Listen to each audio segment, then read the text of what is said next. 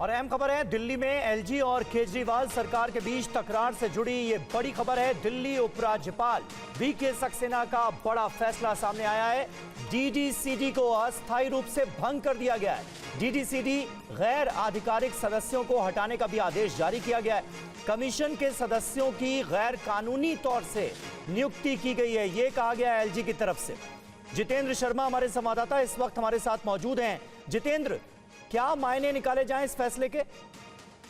जी बिल्कुल, देखिए कहीं ना कहीं एक बार फिर एक नई टकरार सामने आई है और इसमें साफ तौर पर एलजी की तरफ से कहा गया है कि भाई भतीजावाद और पक्षपातपूर्ण रूप से तमाम नियमों की अवहेलना करते हुए नियुक्तियां की गई थी और यही वजह है कि इसको फिलहाल पूरे तरीके से अस्थायी रूप से भंग कर दिया गया है।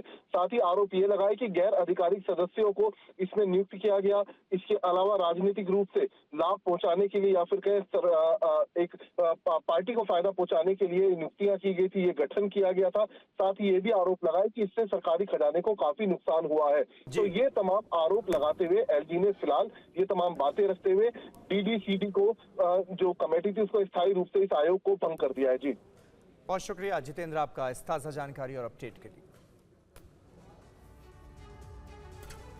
आगे बढ़ते हैं। टीएमसी के 2 विधायकों ने आज पश्चिम बंगाल विधानसभा में धरना दिया।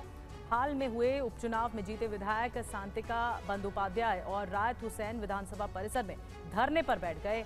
दरअसल दोनों विधायकों को 26 जून यानी बुधवार को राजभवन में शपथ के लिए आमंत्रित किया गया था, लेकिन शपथ ग्रहण नहीं हुआ। विधायक विधानसभा में शपथ लेना चाहते थे। इन्होंने आरोप लगाया कि राजभवन में शपथ के लिए आमंत्रित करके राज्यपाल सीवी बोस खुद दिल्ली रवाना हो गए और दोनों नवनिर्वाचित विधायक शपथ लेने के लिए इंतजार करते रह गए। विधायकों की मांग है कि उन्हें परंपरा के तहत विधानसभा में शपथ दिलाई जाए। और ब्रेकिंग न्यूज है नीट मामले को लेकर। नीट मामले में केंद्र सरकार जवाब देने को तैयार, संसद में सरकार जवाब देने को तैयार है। सोर्सेज के हवाले से जानकारी है, शिक्षा मंत्री धर्मेंद्र प्रधान जवाब देने को तैयार हैं।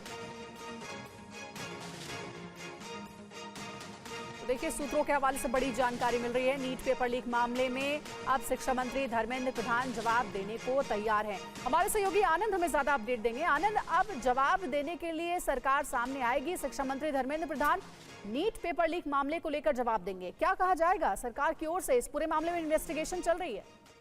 जी देखिए, सरकार पहले ही इस मामले पे कई बार जवाब दे चुके हैं। धर्मेंद्र प्रधान इस पर प्रेस कॉन्फ्रेंस करके तमाम जो सवाल थे उसका जवाब दे चुके हैं, लेकिन विपक्ष जो है लगातार संसद में मामला उठा रहे। कल भी आपने देखा, परसों भी आपने देखा और आज भी बार बार जब भी धर्मेंद्र प्रधान का नाम आता था तो विपक्ष की तरफ से नीट चिल्लाया जाता था। तो ऐसे में सरकार ने कहा है कि राष्ट्रपति के अभिभाषण में जो कल से चर्चा शुरू हो रही है, दोनों सदनों में चर्चा होगी और उस चर्चा के दौरान अगर विपक्ष नीट का मुद्दा उठाता है तो सरकार की तरफ से धर्मेंद्र प्रधान उस बहस में भाग लेंगे और नीट को लेकर तमाम जो सवाल है वो उसका जवाब देंगे। और साथ ही साथ सरकार ये भी बताएगी, पूरी क्रोनोलॉजी बताएगी कैसे यूपीए की सरकार के दौरान और पहले की सरकारों के दौरान कैसे गड़बड़ हुई है और सरकार ने कैसे उसको ठीक करने के लिए नीट और तमाम जो कदम उठाए। इसके साथ साथ सरकार का ये भी कहना है कि जो एनटीए जो बनाया गया उसकी रिकमेंडेशन जो है वो पहले की यानी कि मौजूदा सरकार के आने के पहले की जो शिक्षा नीति बनाई थी पहले की सरकारों ने, उनका रिकमेंडेशन था। ठीक है, शुक्रिया आपका आनंद पूरी जानकारी देने के लिए। तो नीट पेपर लीक मामले में जो